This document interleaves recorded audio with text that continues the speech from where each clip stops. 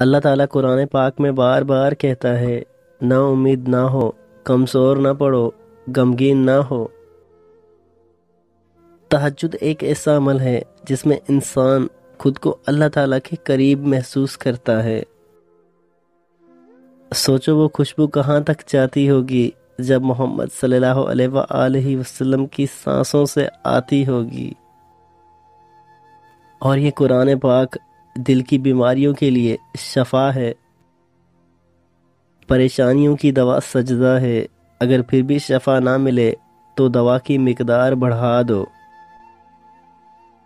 اگر آپ کا دل پاک ہے تو یہ دنیا کی کسی برائی سے متاثر نہیں ہو سکتا۔ ہمیں پتہ بھی نہیں ہوتا کہ اللہ پاک کس کس مقام پر ہمیں گرنے سے پہلے ہی تھام لیتا ہے۔ کیسے بھول جائے یہ بات، راتوں کو اٹھ اٹھ کر روتے تھے محمد صلی اللہ علیہ وآلہ وسلم ہمارے لیے۔ گناہ کے دوران موت نہ آنا اور گناہ کے بعد توبہ کی مہلت ملنا اللہ رب العزت کا بڑا احسان ہے۔ زندگی ایسے جیو کہ اپنے رب کو پسند آ جاؤ۔ لوگوں کی پسند تو روز بدلتی ہے۔ دل ٹوٹے تو اللہ تعالیٰ کے ہاں پیش کر دو، کیونکہ اللہ کے ہاں دل ٹوٹ کر بے حد قیمتی ہو جاتا ہے۔ شکر کر کے سویا کرو، اللہ تعالیٰ صبح اٹھنے کا موقع ہر کسی کو نہیں دیتا۔ اللہ تعالیٰ کبھی دوسرا در کھولے بغیر پہلا در بند نہیں کرتا۔ کبھی چھوڑ کر تو دیکھو سب کچھ اللہ تعالیٰ پہ۔ میں غلام مصطفیٰ ہوں، یہ میری پہچان ہے، غم مجھے کیوں کر ستائے آپ صلی اللہ علیہ وآلہ وسلم کے ہوتے ہوئے۔ ناشکری زوال کا آغاز اور استغفر اللہ سربلندی کا وظیفہ ہے۔ ہمارا ملنا تو بس ایک بہانہ تھا، اصل میں تو رابطے اللہ سے جڑنے تھے۔ اللہ کے حکم کے بغیر تو ایک پتا بھی نہیں ہل سکتا، تو اے بندو تم کس گمان میں ہو؟ جب تم اپنے مسائل اللہ تعالیٰ کو بتاؤ گے تو وہ جلدی سے ختم ہو جائیں گے۔ بہت قیمتی ہوتے ہیں وہ دکھ جو آپ کو جائے نماز تک لے آتے ہیں۔ عورت کی میت کو غیر محرم نہیں دیکھ سکتا تو زندہ عورت کس جواز کے تحت اپنی نمائش کرتی پھرتی ہے۔ میں روٹھ سکتا ہوں پر چھوڑ نہیں سکتا، میرے کانوں میں اذان کے بعد وفا پھونکی گئی تھی۔ انسان پر جب اچھا وقت آتا ہے تو بہت سے ایسے رشتے پیدا ہو جاتے ہیں جو بہت پہلے آپ کو قبر میں اتار چکے ہیں۔ دکھ درد کا آدھا علاج آنسو ہے اور مکمل علاج تلاوت قرآن پاک ہے۔ اور دنیا کی زندگی دھوکے کے سوا کچھ بھی نہیں۔ میں نے ہر کامیاب انسان کو نماز پڑھتے دیکھا ہے، اور تمہارے چاہنے سے کچھ بھی نہیں ہوتا جب تک اللہ نہ چاہے۔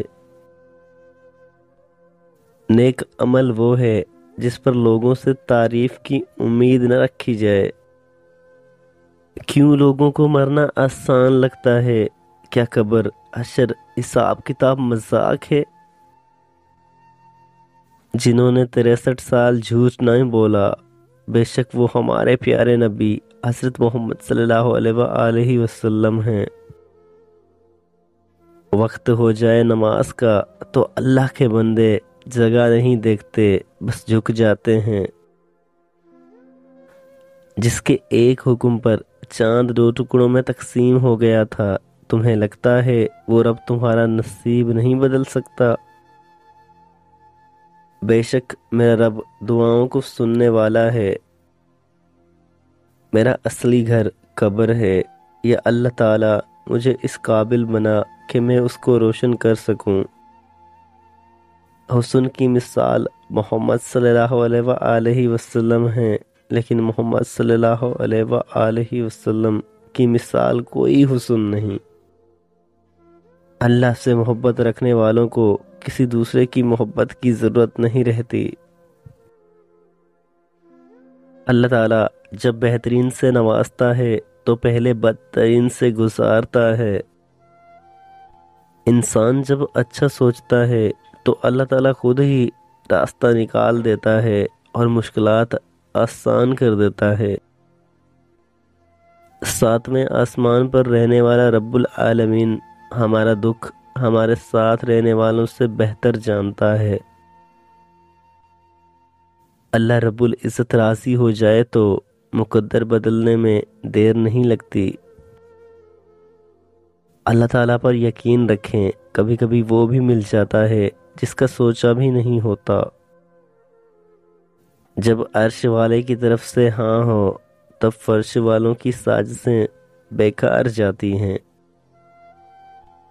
اللہ پاک جسے چاہتا ہے اپنا بنا لیتا ہے۔ اپنے درد اللہ سے بانٹ لیا کرو، سر درد جانے دوا جانے اللہ جانے۔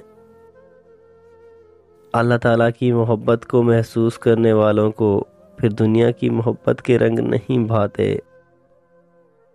کاش ہم بھی بیٹھیں مدینے کی گلیوں میں، کہتے ہیں کہ وہاں سے جنت کی ہوا آتی ہے، اور فجر کی نماز چہرے پر نور لے کر آتی ہے۔ ایک آیت نہیں، ایک سورت نہیں، محمد صلی اللہ علیہ وآلہ وسلم کی تعریف میں سارا قرآن ہے۔ کہیں توکل اور کہیں یہ ضبط کرنا پڑتا ہے، رب سے محبت یوں ہی تھوڑی ہو جاتی ہے۔ حیا کی کشش حسن سے زیادہ ہوتی ہے۔ تہجد پڑھتے وقت ایسا لگتا ہے جیسے میرا رب مجھے ہی سن رہا ہے۔ دیکھنا اللہ تعالیٰ تمہاری مدد ایسے کرے گا کہ تم خود بھی حیران رہ جاؤ گے۔